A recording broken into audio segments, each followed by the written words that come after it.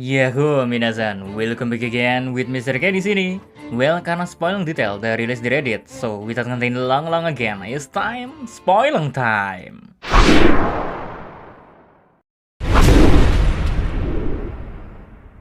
Judul chapter 1025, gambar dua naga. Yap, sudah jelas, judul kali ini nyambung sama momen Momo dan Kaido yang akhirnya saling bertemu dalam bentuk naganya. Lalu buat cover judul chapter ini diisi oleh Usopp yang terlihat sedang menceritakan kisah petualangannya kepada anggota tim penerbitan. Menariknya, Usopp di cover judulnya berpakaian seperti seorang kapten bajak laut, di mana dia memakai topi seperti milik Roger dengan bendera bajak lautnya sendiri. Namun di kepalanya Usopp ada sebuah kertas yang ditulis oleh seekor gurita yang berbunyi, cerita pembohong besar. Next kita masuk ke menu utamanya, di mana chapter 1025 dimulai dengan Luffy yang mendorong Momonosuke untuk segera terbang ke Onigashima. Tapi karena Momo masih takut sama ketinggian, dia belum bisa terbang meski sudah mencoba. Sementara itu, di momen tersebut ya, kita diperlihatkan Shinobu dan Herd Pirates yang menonton momen tersebut dalam diam. Lanjut, momen pun pindah ke atap Onigashima, melanjutkan momen di chapter sebelumnya, di mana Kaido dan Yamato beradu serangan Raime Hake. Nah, di chapter ini kita diperlihatkan dampak dari serangan tersebut ke Yamato dan Kaido. Kalau Kaido sendiri berdarah di bagian dahinya, sementara Yamato hanya dikatakan kulitnya mulai retak hingga pecah berkeping-keping. Kulit tersebut mungkin maksudnya bekas dari teknik Yamato yang disebut Kagamiyama atau yang bisa disebut sebagai gunung cermin. Yang mana teknik tersebut ngebuat tubuh milik Yamato dilapisi oleh semacam perisai dari kaca, sehingga dia masih bisa menahan serangan Kaido tanpa terluka. Lalu sebelum perisai tersebut benar-benar rusak sepenuhnya, Yamato terlihat melompat dan akhirnya perisai pun pecah seutuhnya. Namun Yamato sudah memiliki rencana karena dia sedang memutarkan abunya di udara dan akhirnya menggunakan serangan baru yang disebut Himorogiri. Serangan itu pun sukses mengenai kepala Kaido, bahkan Kaido pun sampai terjatuh ke tanah. Namun untungnya makhluk terkuat ini masih bisa langsung bangkit lagi dan menyerang balik Yamato dengan kanabunya secara membabi buta. Di momen itu Kaido bilang ke Yamato, gak peduli seberapa banyak kamu menggunakan nama lain atau mencoba menjadi seorang samurai, kamu tetap gak bisa nyangkal fakta kalau kamu adalah putraku, karena di dalam tubuhmu mengalir darah Oni.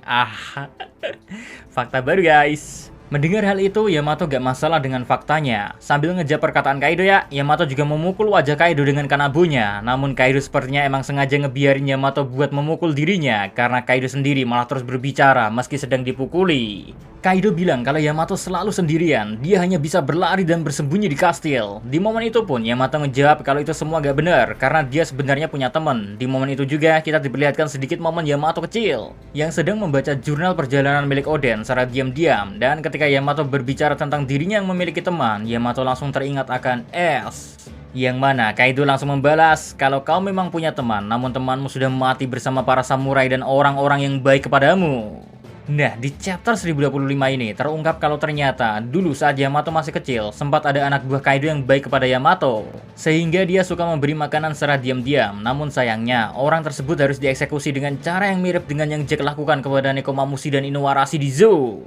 Well, setelah sempat membiarkan Yamato memukuli dirinya, Kaido akhirnya membalas memukul kepala Yamato dengan kanabu miliknya, hingga Yamato harus jatuh kembali ke tanah. Gak cuma sekali, Kaido tetap memukuli Yamato meski Yamato sudah terbaring di tanah. Kaido di momen itu terlihat seperti layaknya raksasa yang sedang menyiksa makhluk lemah. Di momen itu juga Kaido menjelaskan kepada Yamato, karena Yamato adalah anak dari seorang iblis, maka dia harus memerintah manusia dengan paksa. Iblis gak pernah bergaul sama manusia, itu adalah takdirmu, Yamato. Well, setelah momen itu, Momo pun kembali memperlihatkan Luffy dan Momonosuke yang akhirnya sudah bisa terbang. Namun Momo ternyata terbang sambil menutup kedua matanya. Tapi meski menutup kedua matanya, Momo tetap terbang dengan sangat cepat, sehingga dia bisa mencapai Pulau Onigashima hanya dalam hitungan detik. Tapi karena tujuan mereka bukan Pulau Onigashima, makanya Luffy juga ngasih tahu ke Momo kalau tujuan mereka adalah atap dari Onigashima. Namun meski sudah diberitahu tujuannya, Momo yang tetap menutup matanya tidak mengetahui arah, sehingga dia malah terbang sesuka hatinya dan malah menerobos masuk ke lantai pertunjukan yang ngebuat Queen, Sanji, kakek Iyo, Kawamatsu, Izu, Marco, Zoro, dan King sadar kalau ada seekor naga yang tiba-tiba menerobos masuk. Sementara itu Luffy sendiri tetap neriakin Momo dengan bilang kalau Momo harus terbang naik ke atas. Jadi meski kepalanya masih sedikit pusing karena baru aja nabrak bangunan kastil kan, Momo akhirnya menuruti perintah dari Luffy dan berhasil terbang ke atas. Hingga akhirnya keduanya melewati lantai 2 kastil, di mana tempat tersebut adalah tempat pertarungan antara Big Mom dengan Kid dan Law.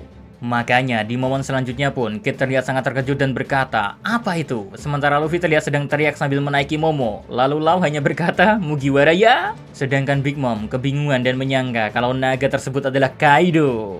Lalu Momon pun berlanjut memperlihatkan Momonosuke yang melanjutkan penerbangannya meski masih gak terkontrol. Sementara semua orang di bawah mereka hanya bisa memandangi pemandangan tersebut dan berhenti bertarung sejenak. Sedangkan Luffy sendiri masih mencoba membantu Momo dengan memberikan arahan jalur terbangnya. Tapi sepertinya hal tersebut gak berhasil karena mata Momo kelilipan puing bebatuan. Makanya dia malah terbang menabrak semua bagian kastil. Next, Momon kembali ke atap Onigashima guys, di mana Yamato terlihat kembali ke bentuk manusianya dan bersiap menyerang kembali ayahnya. Namun dari kejauhan kita bisa melihat di belakang Yamato ya, ada Momonosuke yang ternyata berhasil menyeberangi kastil tersebut dan akhirnya sampai di atas tengkorak atap Onigashima. Well, Kaido yang menyadari kedatangan Luffy dan Momo sontak langsung terkejut karena bagi Kaido, Luffy harusnya sudah terjatuh ke lautan. Namun faktanya, sekarang Luffy malah sedang menuju ke arah Kaido dengan seekor naga bersamanya.